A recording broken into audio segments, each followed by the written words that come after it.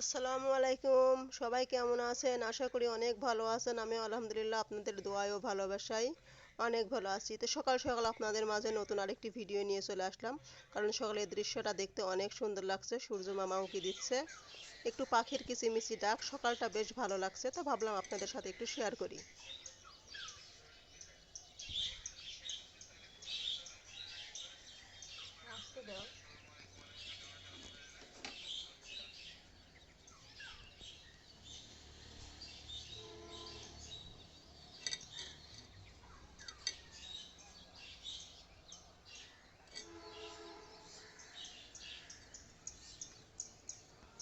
পাখির ডাক শুনতে বেশ ভালোই লাগছে, তাই না?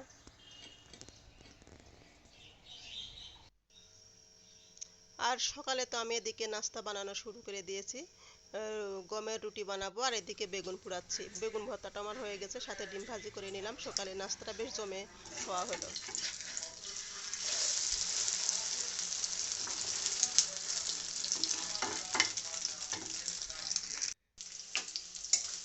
কড়াইতে তেল এদিকে তো আমি দিয়ে একটু পেঁয়াজ রান্নাটাও দিয়ে শুরু করে দিয়েছি। দিয়েছি। পেঁয়াজ যে লাল লাল হয়ে আসলে আমি মশলাগুলো দিয়ে দেবো।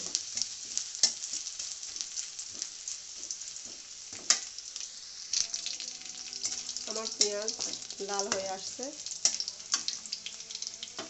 মশলাগুলো দিয়ে দেবো।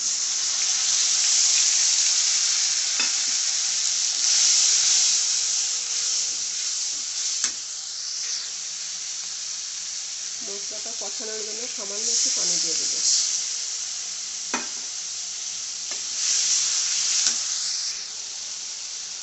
আমার মশলাটা কষানো হয়ে গেছে, তেল উপরে উঠে গেছে।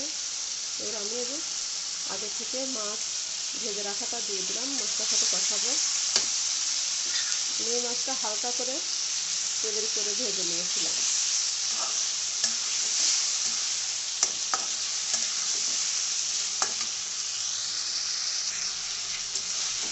টাটকা শিং মাছ খেতে মনে হচ্ছে অনেক মজাই হবে।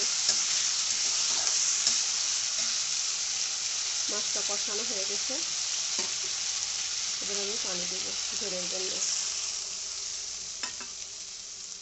বেশি করে দেবো, কারণ শিং মাছটা পাতলা ঝোলই বেশি ভালো লাগে।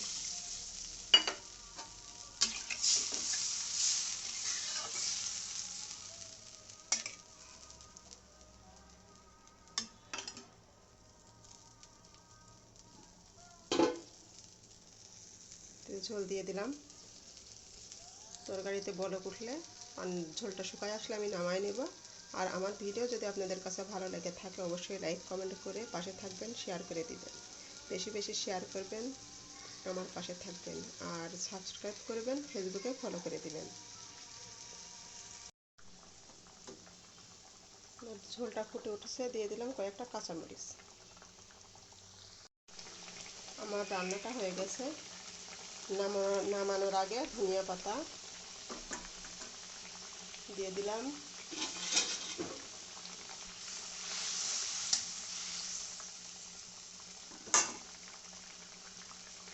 একটু ভাজা জিরার গুঁড়া দিয়ে দিলাম।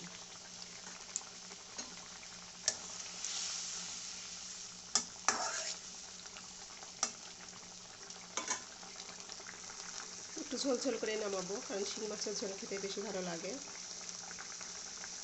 আমার রান্নাটা শেষ। আগামী কোনো নতুন ভিডিও নিয়ে আপনাদের সামনে হাজির হব। সে পর্যন্ত ভালো থাকবেন। আল্লাহ হাফেজ। আসসালামু আলাইকুম।